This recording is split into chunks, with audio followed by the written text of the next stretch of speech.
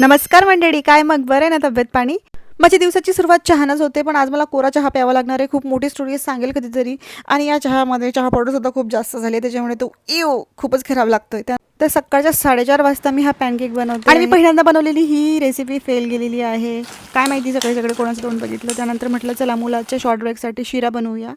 Long ब्रेकसाठी मुगाच्या डाळची भाजी आणि चपाती आणि काकडी अशा प्रकारचं त्याला टिफिन देऊन त्याला पाठवलं स्कूलला. त्यानंतर मी शेवग्याच्या शेंगा बनवायला घेतल्या.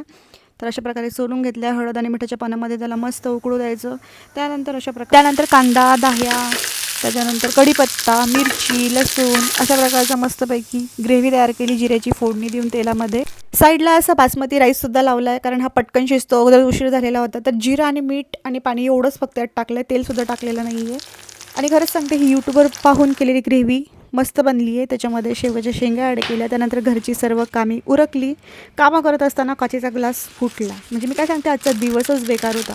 त्यानंतर असं त्याला रॅप केलं, डस्टबिनमध्ये टाकलं, कारण की कोणाला हर्ट होऊ नये, कोणाला दुखापत होऊ नये. त्यामुळे मी असंच रॅप करून टाकत असते काचेची वस्तू.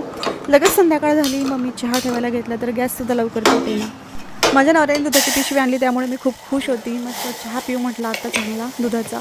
आणि चहा पावडर टाकली. गवती चहा विसरली होती, गवती चहा ॲड केला.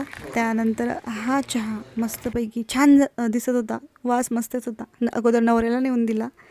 आणि माझा जो चहा आहे ना, तो मी गॅसवरती ठेवला होता आणि गॅस बंद करायची मी विसरली. आणि चहा जळून लावा केक तयार झाला डायरेक्ट. आणि दूधही नव्हतं.